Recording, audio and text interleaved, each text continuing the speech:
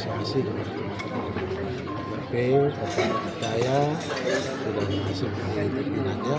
Kemudian yang kedua juga ada keragaman suku, dan juga tadi ada juga salah satu wakil ketua yang juga perempuan. Jadi ini sesuatu yang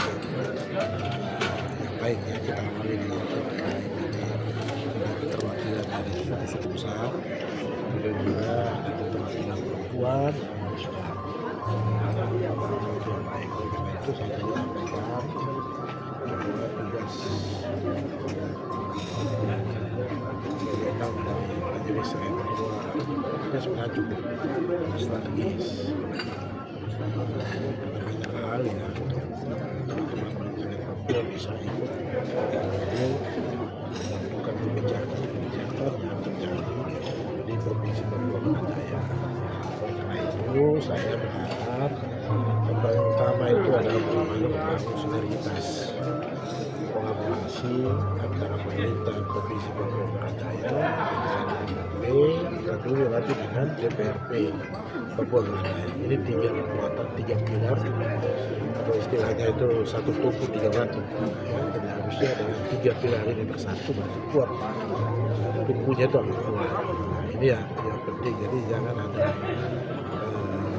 ada egoisme dari kita masing-masing ya. Ada egoisme dari gubernur, ada egoisme dari MRP, ada egoisme dari DPRP.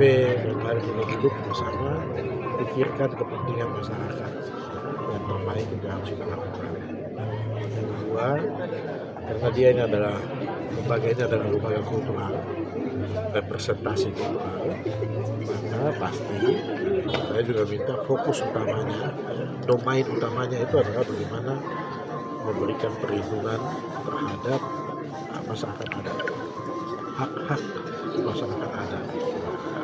Ini yang penting. Jadi bagaimana melindungi budaya adat dan budaya kita, ya.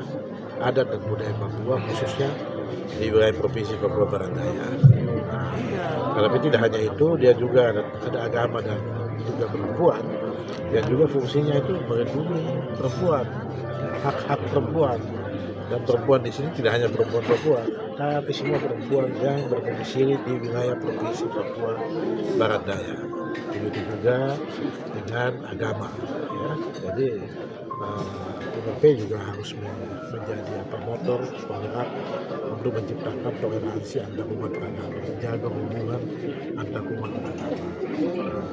Sehingga nantinya dengan tugas-tugas itu kita harapkan menunggu situasi yang kondusif ya di Papua Barat Daya, dan yang utama tadi adalah hak-hak masyarakat juga harus didapatkan. Ya. Hak-hak masyarakat adat harus didapatkan. Jadi tidak hanya bicara adat ini luas, budaya ini luas, ya.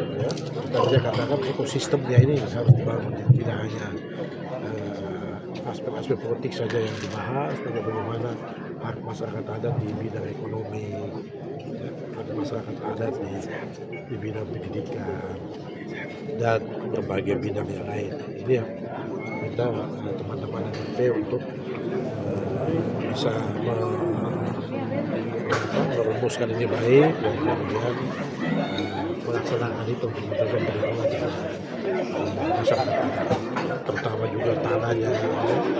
Ini ke depan kita jangan jual-jual tanah. Jadi tanah itu menjadi investasi. Begitu itu kan harus dirumuskan.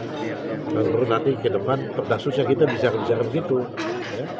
Bagaimana pengelolaan tanah di sini tidak bisa semua jual-jual habis. Salah satu ciri khas adat itu harus punya tanah.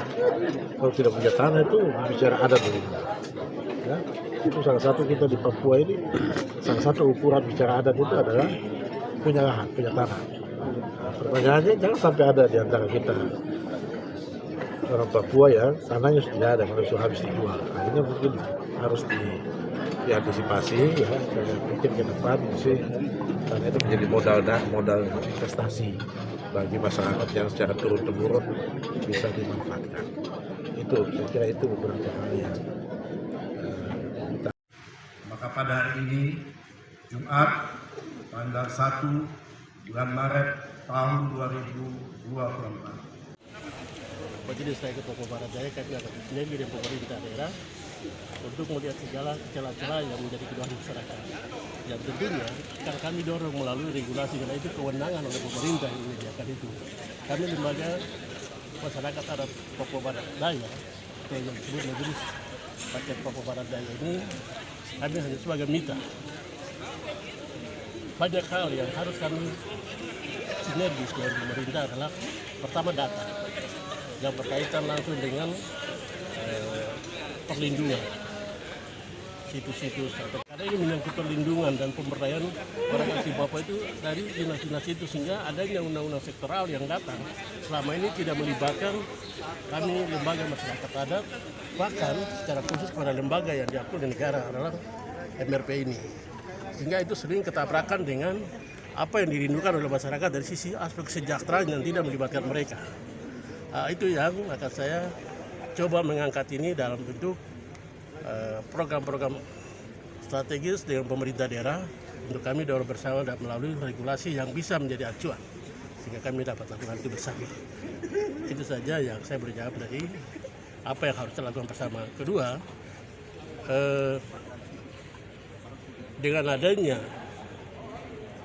6 provinsi, tentu 6 MRP ini punya pikiran yang berbeda-beda. Akan kami berusaha merangkum mereka dalam satu asosiasi atau kelompok kerjasama untuk sinergis dengan BP3AKP. Sehingga wawasan dan apa yang diarahkan oleh negara kepada kami kan tetap siap kerja full demi negara dan demi pelayanan masyarakat adat.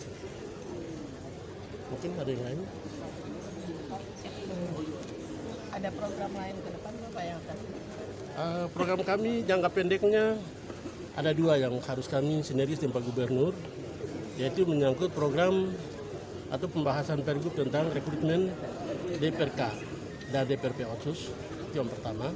Yang kedua, juga kami menyediakan data-data real menyangkut persiapan pendaftaran para calon